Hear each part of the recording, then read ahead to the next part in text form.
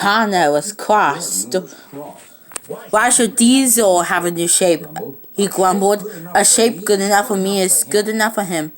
He goes galvanizing off, leaving us to do his work, and comes back saying how happy he feels. It's disgraceful, said Connor. His work and comes back saying how happy he feels. It's disgraceful. And there's another thing. Connor said Diesel horns too much. No respect for Diesel or engine ever whistles or horns like that and loudly at stations. It isn't wrong, but we just don't do it. Poor Diesel doesn't feel happy anymore. Never mind, whistled Percy. I'm glad you're home again. I like your whistling. Goodbye, Diesel, puffed Connor. We're glad to have you with us again. Connor said, but remember what I said. Honk honk. Later, Diesel stopped at Thomas's branch line. Hello, Diesel, said Thomas. You look splendid. I was pleased to hear your happy horn yesterday. Thank you, Thomas, said Diesel. Shh. Did you hear something? It sounds like Connor, said Thomas. And I offered to be Connor, but Connor never whistles like that, said Thomas. It was Connor. He came rushing around in a tremendous way. He didn't look at Diesel and he didn't look at Connor. He flew through the station and disappeared. Well, said Thomas. Isn't it wrong, said Diesel, but we just don't do it. And he told Thomas of what Connor said. Honk honk! Meanwhile, Connor screeched along the line. The noise was awful. Honk! Choo choo!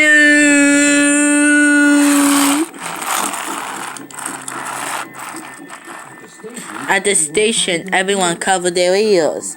So Topham had to cover his ears too. Take him away, he bellowed, and stopped the noise. Connor puffed away, but he wouldn't stop whistling until the two fiddlers knocked on his top and knocked his safety valve.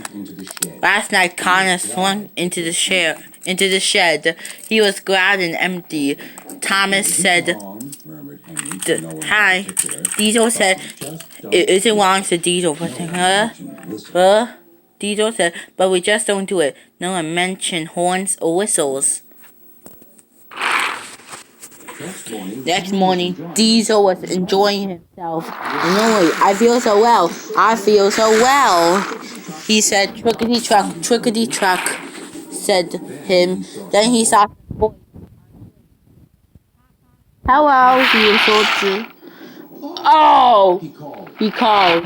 The boys didn't wait for take his color. He thought it was fun to drop stones on him. Instead, they broken off the glass, cried the coaches. The passengers were hurt, but they were cross. Call the police. No, said the driver. Leave it to Diesel and me. What will you do? They asked. Can you keep a secret? Yes. Well then, said the driver. Diesel is gonna sneeze at those boys. Honk honk.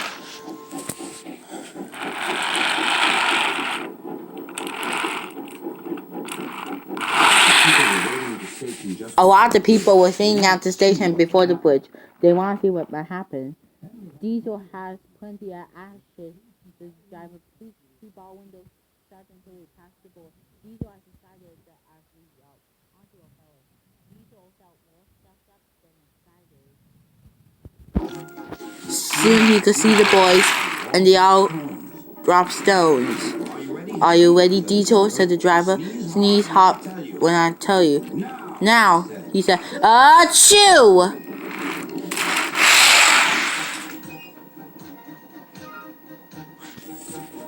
Well done, Diesel, said his driver. Diesel went home, thinking that next time he saw Connor and the boys, he had to learn not to do the same thing too.